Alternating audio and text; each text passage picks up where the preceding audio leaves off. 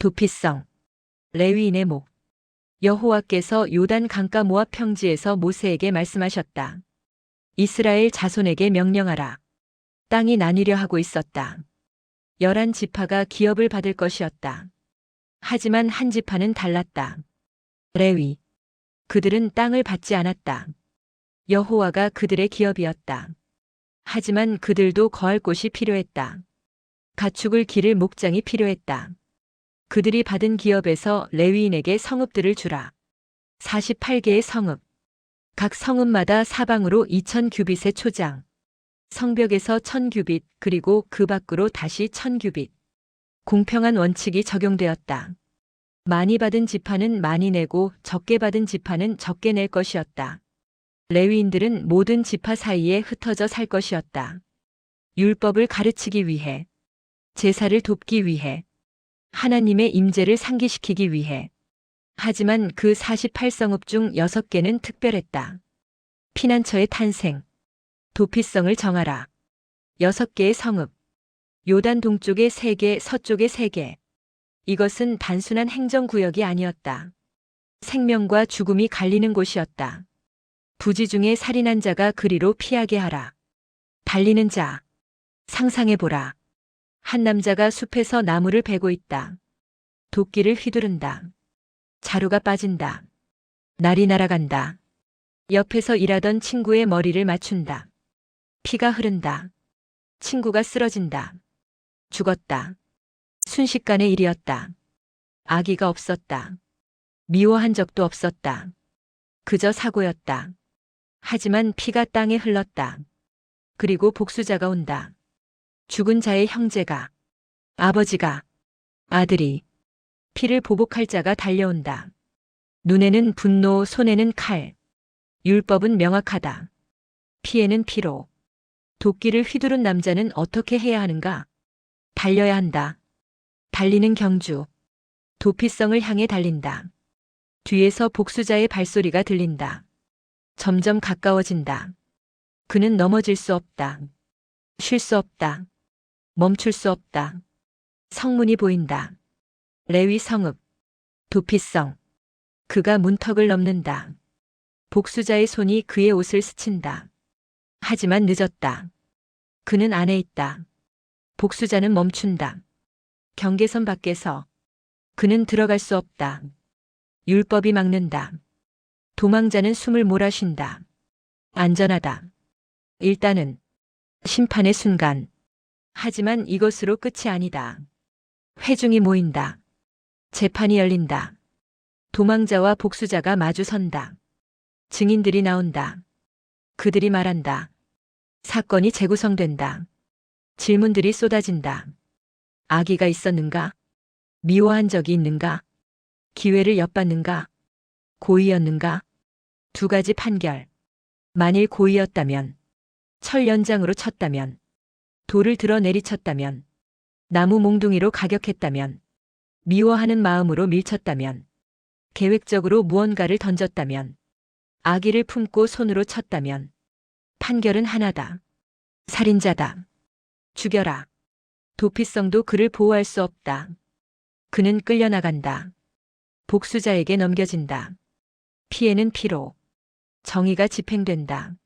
하지만 만일 우연이었다면, 악의 없이 밀쳤다면, 기회를 엿보지 않고 던졌다면, 보지 못하고 돌을 떨어뜨렸다면, 미워한 적이 없었다면, 해하려는 의도가 없었다면, 판결이 달라진다. 살인자가 아니다. 도피성으로 돌려보내라. 그는 보호받는다. 복수자의 손에서 건져진다. 하지만 자유로운 것은 아니다. 긴 망명. 그는 도피성에 살아야 한다. 언제까지? 대제사장이 죽을 때까지. 그것이 규칙이다. 그것이 율법이다. 그는 성읍 안에 머문다. 경계선을 넘을 수 없다. 만일 발이라도 밖으로 내딛는다면 복수자가 기다리고 있다. 그리고 그가 경계 밖에서 죽임을 당해도 복수자는 무죄다. 감옥은 아니다. 하지만 자유도 아니다. 그는 가족을 그리워한다. 자기 땅을 그리워한다. 자기 집을. 하지만 기다려야 한다. 대제사장의 죽음을. 대속의 그림자. 왜 대제사장인가? 왜 그의 죽음이 도피자를 자유롭게 하는가? 율법은 설명하지 않는다. 하지만 상징은 명확하다.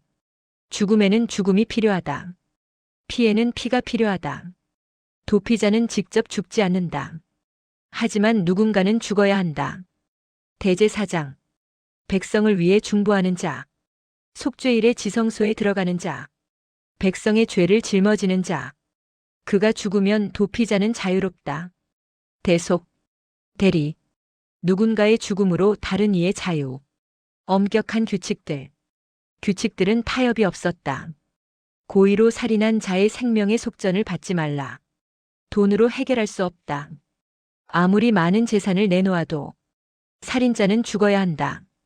도피성에 피한 자도 대제사장이 죽기 전에는 속전을 받고 돌아가게 하지 말라. 돈으로 자유를 살 수 없다. 대제사장의 죽음만이 그를 풀어줄 수 있다.